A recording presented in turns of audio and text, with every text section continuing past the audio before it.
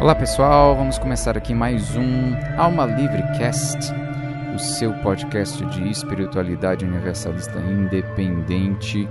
Eu queria hoje dar continuidade no assunto que eu comecei a falar com vocês no podcast anterior, sobre a questão das palavras, dos sinais, os símbolos apontando para verdades, mas não sendo as próprias, né? Não sendo a própria verdade numa palavra. Então hoje eu queria falar um pouco sobre essa questão de perdido na tradução, lost in translation. Então é o seguinte, pessoal, sobre essas questões das línguas, né, das palavras e tudo mais, eu queria falar um pouquinho com vocês sobre o seguinte: a maioria das tradições espiritualistas de religiões, inclusive, tiveram sua passagem, sua transmissão de uma pessoa para outra através da tradição oral, ou seja, as pessoas iam se comunicando apenas de boca a ouvido e transmitindo e memorizando os ensinamentos, os versos e tudo mais, e depois de um tempo é que aquilo foi escrito e que aquilo foi passado em escrita. Por exemplo, vamos começar aqui falando de Buda.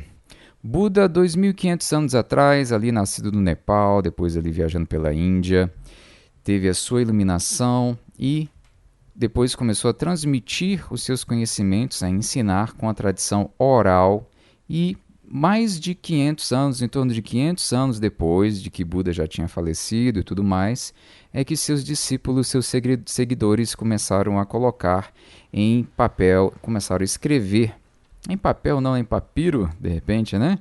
O que ele tinha passado adiante. Então, eu creio que, mais uma vez aí, de acordo com o tópico perdido na tradução, 500 anos de pessoa para pessoa, eu acho que pode ter conhecimento que não chegou exatamente da forma mais pura, da forma mais original que foi passado diretamente pelo Buda, que aí foi sendo filtrado pelos conhecimentos, pelas consciências que foram recebendo aquilo, né, aqueles conhecimentos e interpretando, dando a sua moldura, a sua forma, a sua visão de mundo em relação àquilo e passando adiante da forma que achavam que era melhor possível, mas não deixando de ter a sua própria influência naquela passagem adiante, né, desses ensinamentos. Então, pense num telefone sem fio de 500 anos, né, de uma pessoa passando para outra, e aí na tentativa, às vezes, de passar até decorado, né, o verso, de passar adiante mesmo assim, eu creio que pode ter se perdido alguma coisa aí ou acrescentado algo que não tinha na originalidade lá do ensinamento original ou até distorcido informações, né? E Jesus também passou pela mesma situação, né? Jesus Cristo. Ele também não deixou nada escrito de próprio punho, não deixou nenhum texto, e seus discípulos é que depois, mais para frente, começaram a escrever os seus ensinamentos de acordo com os seus aprendizados, né? As suas interpretações. E aí, como eram mais próximos de Jesus ali, né? Não esperaram 500 anos para começar a escrever, a gente tem aí evangelhos similares, né? Alguns textos de livros da Bíblia que são muito parecidos e muito próximos. Então a gente tem essa questão, né? Mas mesmo assim, depois deles terem escrito, né, os textos, não existia cópia, xerox, imprensa, não tinha máquina. Então quem é que passava adiante isso, né? Depois de começarem a escrever? Eram pessoas que copiavam, que liam, copiavam e passavam à mão, né, aquela transcrição e copiando e passando, e copiando e passando. De novo, passando aí pelo filtro humano, o filtro da própria pessoa que está lendo a coisa e está ali colocando adiante o que ela está lendo, né, passando adiante. O que a gente faz quando a gente tem aí o fator humano no meio, né? Podem haver erros, modificações, distorções, interpretações, que aí a gente precisa ficar alerta. Na questão da Bíblia ainda tem a questão da língua, né? Jesus teria falado aramaico e textos surgiram em hebraico e tiveram traduções para o latim e para o grego. E a gente tem toda essa coisa aí da língua, da tradução, das nuances de uma palavra numa língua que às vezes não tem necessariamente exatamente a mesma conotação em outra língua. Então, aparecem coisas muitas vezes confusas, né? Tipo, como assim? O que ele está querendo dizer com isso aqui, nesse texto sagrado, na Bíblia mesmo? E aí a gente precisa tentar se aprofundar mais ou nas nuances das palavras em si, ou num âmbito, num campo onde não há palavras para serem descritas aquilo, no silêncio. Eu vou voltar para essa questão do silêncio e da intuição em relação às palavras daqui a pouco. E aí tem uma questão pior, né? Então, a gente só começou a ter aí impressões mesmo e cópias de máquinas depois da Revolução Industrial, ali por volta dos anos 1800, né? Antes disso era tudo copiado e transmitido à mão, quando não era pela oralidade. E aí, antes disso ainda, teve a intervenção de Constantino, o primeiro imperador romano, a aceitar, entre aspas, o cristianismo, né? E acabar, entre aspas, também com a perseguição aos cristãos. Só que ele, ao aceitar o cristianismo, Constantino, no ano mais ou menos ali de 325, né? Depois aí já na era cristã, ele, ao aceitar, ele meio que também modulou, sistematizou ali o que era aceito em termos de cristianismo, quais evangelhos iriam fazer parte do cânone e quais continuariam sendo perseguidos, proibidos, considerados hereges. Então ele aceitou aqueles que a gente conhece hoje na Bíblia, foi sistematizado lá, mas outros evangelhos daqueles que conviveram com Jesus foram descartados, perseguidos, e depois aí a gente tem toda essa história de terem sido encontrados aí nos pergaminhos do Mar Morto e tudo mais, em Qumran, que são os evangelhos apócrifos. A gente tem, por exemplo, o evangelho de Tomé, e tem coisas bem espiritualizadas, um pouco mais internas, mais, digamos, místicas, no sentido de ir mais fundo na questão interior, consciencial, mental, daqueles ensinamentos ali que estavam sendo passados, né? E mais humanizado também.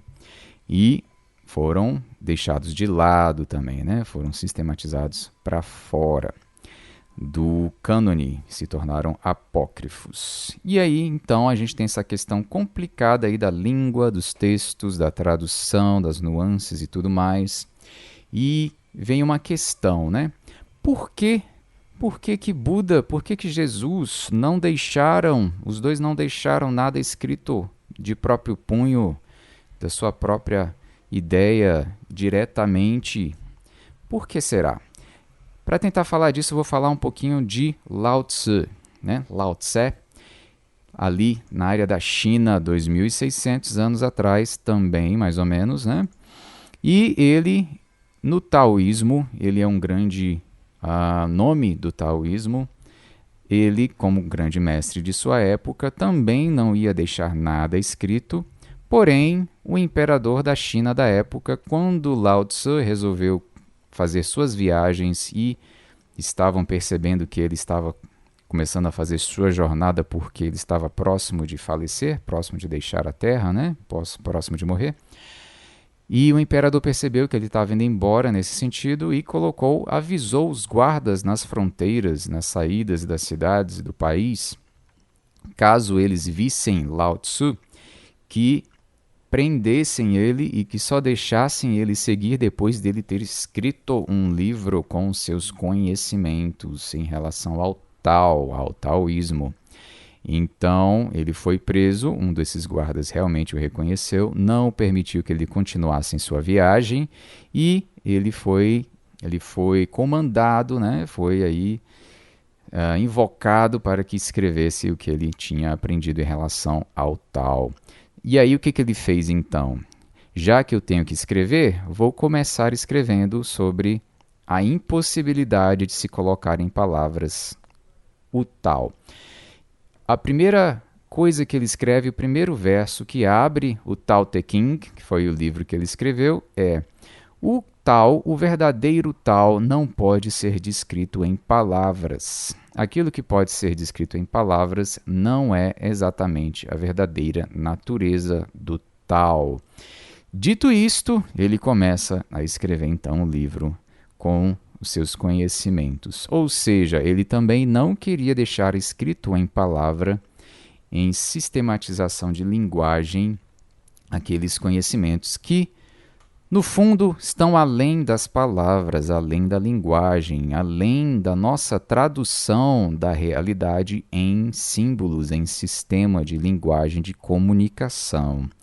E aí a gente vai pegar um pouquinho aqui a sardinha para o lado da linguística para falar um pouquinho disso, né? Tem gente na linguística que fala, por exemplo, que o limite da sua realidade, o limite da sua compreensão de mundo está diretamente ligado ao limite das palavras, da sua linguagem. Ou seja, se você não tem uma palavra, não tem na sua língua uma forma de estruturar uma determinada realidade, você não terá acesso àquela realidade, não terá percepção daquela realidade.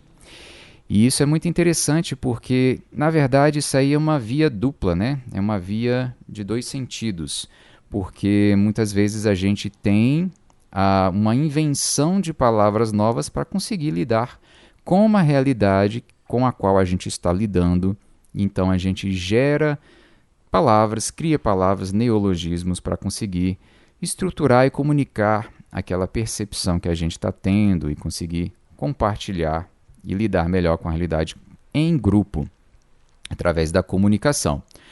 Então, o que acontece? Por exemplo, dizem que esses esquimós, eles teriam 6 palavras diferentes para falar sobre gelo ou neve, né? Que seriam estados ali diferentes entre o derretimento ou a estrutura, a textura da neve e tudo mais, e que para eles aquela comunicação é importante em lidar com aquela situação que é a realidade, a convivência diária deles, e que por isso desenvolveu-se essas palavras, inclusive também comuns palavras com tons diferentes de branco, de cinza, né? E mais fluentes no linguajar deles, né? Então a gente tem essa questão aí das palavras envelopando, sistematizando a realidade de uma forma que nos traz uma compreensão. E aí, como eu falei no episódio passado, como é que a gente vai estruturar, sistematizar uma realidade que é espiritual, que muitas vezes está inacessível aos nossos 5 sentidos mais básicos. E aí, então, a gente precisa ter uma tentativa de ter as nossas próprias experiências, as nossas próprias percepções, tentar sentir e lidar com essas realidades superiores ou mais sutis, de forma a tentar sistematizar para nós o que aquilo significa, o que aquilo pode estar trazendo de ensinamento, de percepção, de realização. E aí eu creio que é por isso que os grandes mestres não queriam deixar exatamente nada escrito, nada sistematizado, porque é como se você estivesse colocando em pedra, né? Você está fixando uma suposta realidade que tem ali as suas nuances naquela linguagem, naquele período da história da humanidade, que vai significar uma coisa naquele momento, de acordo com as pessoas que estão ali passando por aquela experiência, mas que não é necessariamente a mesma experiência de outra pessoa que não está naquele contexto com você e que, ouvindo as suas palavras desconectadas com aquela situação, podem trazer aí outra interpretação, outra nuance, outro contexto para o que você está falando, que não é necessariamente a verdade daquilo que você disse. E aí por isso que tem essa importância de ter-se um contexto, e muitas vezes esse contexto, o próprio silêncio, né? E falando dessa questão do silêncio, não é à toa que um dos grandes clássicos da espiritualidade, da teosofia, da Helena Blavatsky, se chama A Voz do Silêncio.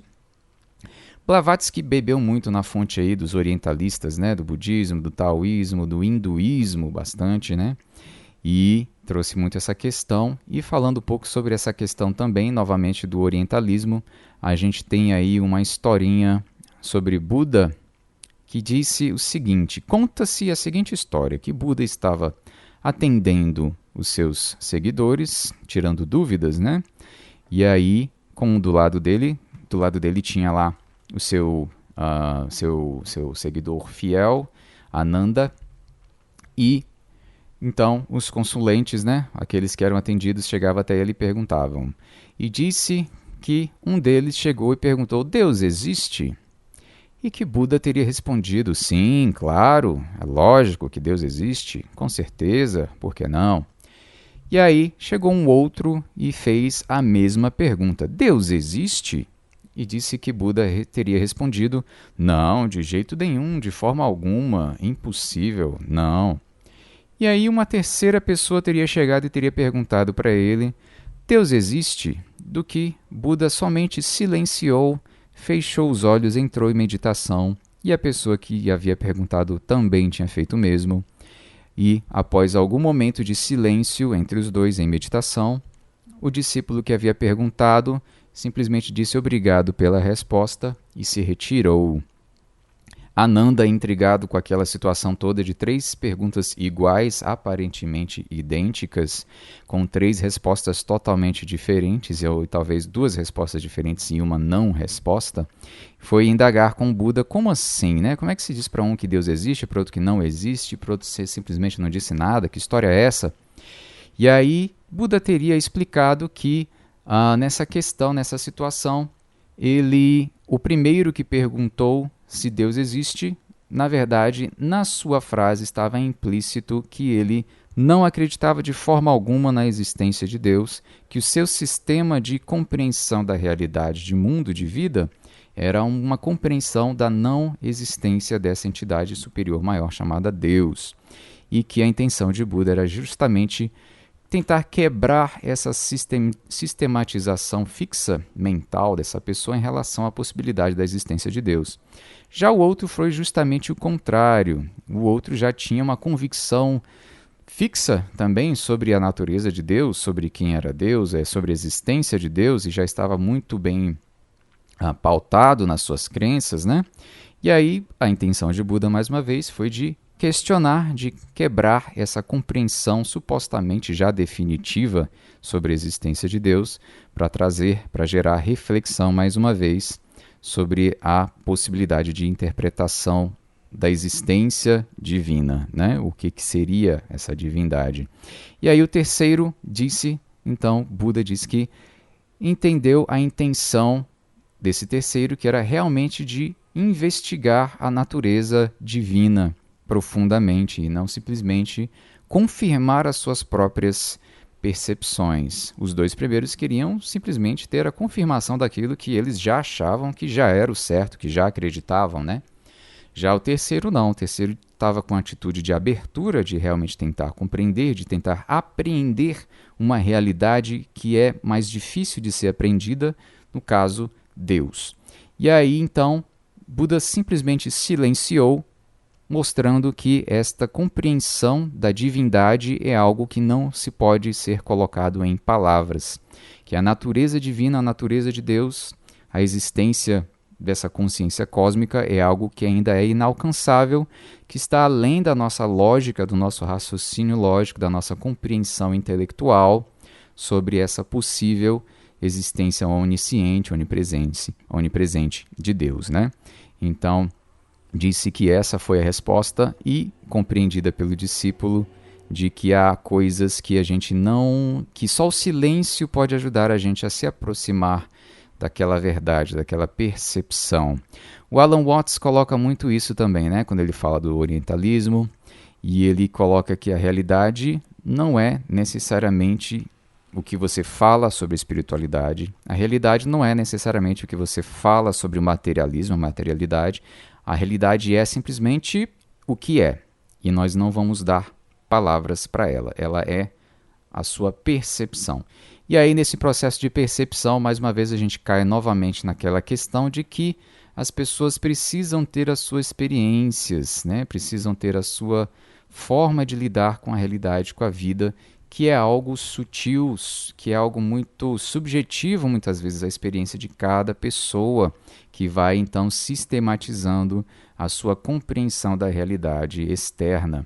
O problema é que, muitas vezes, a gente se prende a palavras, se prende a sistemas. Por exemplo, quando a gente vai aprender uma segunda língua, né? Quanto mais preso você está à sua primeira língua, a sua língua materna, português no caso, né? Quanto mais identificado você está com aquela realidade que você é, aquela língua que você aprendeu e você quer fazer tudo em função daquela sua primeira língua, mais difícil fica você de aprender uma segunda língua, de tentar envelopar, sistematizar, compreender uma nova forma de lidar com a realidade, uma nova forma de compreender a realidade, de nomear as situações, os fatos, as pessoas, os acontecimentos e os processos de tempo e tudo mais, e sempre tentar voltar à sua primeira língua. E quanto mais você compreender que até a sua própria primeira língua é uma ferramenta que você aprendeu para você utilizar como forma de comunicação e lidar com a realidade, e que você utiliza aquilo para tentar envelopar a realidade, tentar carimbar, dar um rótulo, um título e tentar controlar mentalmente o que você percebe da realidade lá fora, mais fácil fica de você tentar compreender como que uma outra cultura, com outra língua, com outras experiências, tentou fazer o mesmo, de tentar colocar em sistema de símbolos a experiência da realidade lá fora em si. E se a gente extrapola isso para a espiritualidade, mais uma vez a gente tem aí diferentes religiões, diferentes contextos, diferentes formas de colocar em palavras o que se está longe, às vezes, né, em termos de espiritualidade, que não está nada longe, né, que falta mais nós prestarmos mais atenção às nossas experiências mais sutis, energéticas, tentar prestar mais atenção nos sentidos em si e sair dessa sistematização verbal, mental, constante de tentar sempre ter o controle do que está acontecendo, né? E tentar sentir, entrar num fluxo e ver o que é mais sensível, palpável para nós em termos de sentido, né? E não apenas em termos de matéria, de controle, de ação. Então, pessoal, eu vou ficando por aqui. Esse foi mais um podcast de Alma Livre. Há sempre muita coisa para falar sobre isso, sobre linguagem, ainda mais, né?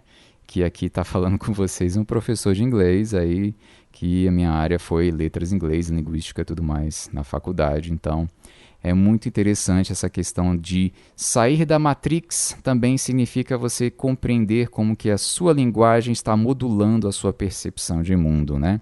Então, sair da Matrix provavelmente vai ser o tema do próximo episódio. Então, até lá e um abraço para vocês.